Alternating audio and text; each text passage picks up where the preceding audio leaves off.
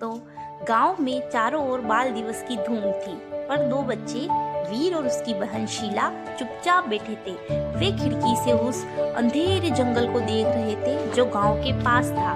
इस वन में जानवर रहते थे, पर एक बूढ़ी काकी कहती थी इस वन पर एक प्राचीन श्राप है जिससे जानवर अपना असली रंग और खुशी भूल चुके हैं। वीर, आज बाल दिवस है, क्या हम अंधेरे वन को उस खुशी वापस नहीं दिला सकते? वीर की आंखें चमक उठी। हम कर सकते हैं। मैंने दादाजी की पुरानी किताब में पढ़ा है, वन को केवल बच्चों की निस्वार्थ हंसी और जानवरों की भूली हुई धुन ही बचा सकती है। हमें जंगल के बूढ़े बादल हाथी के पास जाना होगा। दोनों बच्चे अपने छोटे बैग में रोशनी की एक लालटेन और एक कुछ फल लेकर अंधेरे वन के मेन गेट पर पहुंचे।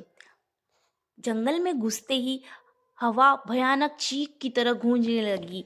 चारों ओर सब कुछ भूरा और बेजान था। तभी एक कांपती हुई आवाज आई, यहाँ से चले जाओ। एक झाड़ी से बाहर निकली बिजरू गिलहरी। वह अब तेज तर्रार नहीं थी, बल्कि डर से कांप रही थी। उसका फल धूल से भरा था और उनकी आंखों में कोई चमक नहीं थी। बिजुरी, शीला ने प्यार से कहा, हम तुम्हें खुश करने आए हैं। बूढ़े बादल कहाँ मिलेंगे?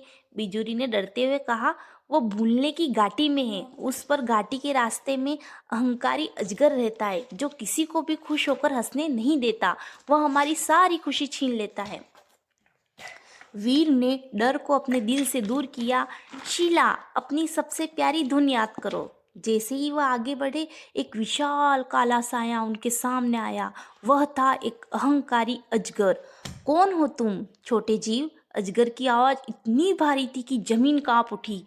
खुशी, हंसी, यहाँ केवल सन्नाटा ही था। अजगर ने अपने मुंह से डर और उदासी की एक काली लपट उन पर फेंकी। इससे पहले कि वह लपट बच्चों को छू पाती, शीला ने अपनी आंखें बंद करी और अपने दिल से एक प्यारी खिलखिलाती हंसी निकाली। वीर भी उसमें शामिल हो गया। बच्चों की निस्वार्थ और शुद्ध हंसी की शक्ति इतनी जबरदस्त थी कि अजगर की काली लपेट उसे टकरा कर चकनाचूर हो गई। अजगर दर्द से चीखा और सिकुड़ने लगा।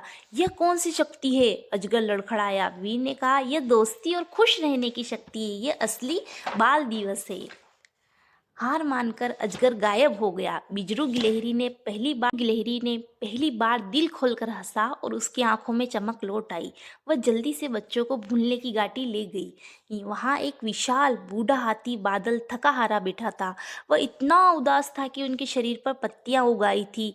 वीर ने प्यार से हाथी की सूंड को छुआ। बादल अंकल, जागिए, जंगल को